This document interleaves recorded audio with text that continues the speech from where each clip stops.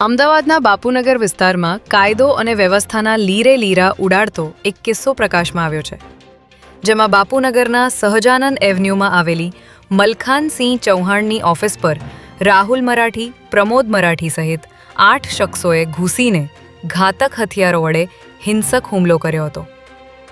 આ હુમલામાં ચોંકાવનારી બાબત એ છે કે જે યુવક પર હુમલો થયો છે તે મલખાનસિંહ ચૌહાણ પોતે પણ શહેરકોટરા પોલીસ સ્ટેશનના એક ગુનામાં વોન્ટેડ છે. ત્યારે હુમલો કરનાર આરોપીઓ અને હુમલાનો ભોગ બનનાર ફરિયાદી બંને પોલીસ પકડથી દૂર હોવાથી પોલીસે ગુનો નોંધીને તપાસના ચક્રો ગતિમાન કર્યા છે.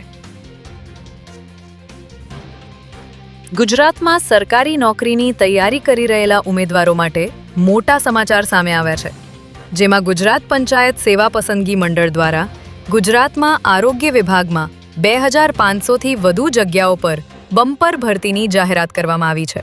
આ ભરતી પ્રક્રિયા હેઠળ કુલ 4 મુખ્ય સંવર્ગોમાં નિમણૂક કરવામાં આવશે, જેમાં ફિમેલ હેલ્થ વર્કરની 1948 જગ્યાઓ, મલ્ટીપર્પઝ હેલ્થ વર્કરના પદ માટે 420 જગ્યાઓ, જુનિયર ક્લાર્ક કોમ એકાઉન્ટ ક્લાર્કની 164 જગ્યાઓ તેમજ લેબોરેટરી ટેકનિશિયનની 61 જગ્યાઓ પર ભરતી કરવામાં આવશે.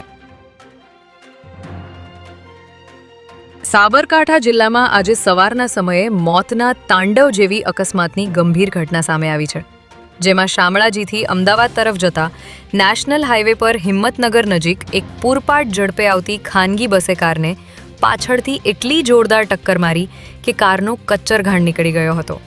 આ ભીષણ અકસ્માતમાં 6 લોકોના ઘટના સ્થળે જ કરુણ મોત નીપજ્યા છે, જ્યારે અન્ય 6 લોકો પણ ગંભીર રીતે ઈજાગ્રસ્ત થયા છે. ઘટનાની જાણ થતાં જ પોલીસ કાફલો અને એમ્બ્યુલન્સ ઘટના સ્થળે પહોંચી ગયા હતા અને મૃતદેહોને પીએમ અર્થે ખસેડવામાં આવ્યા હતા.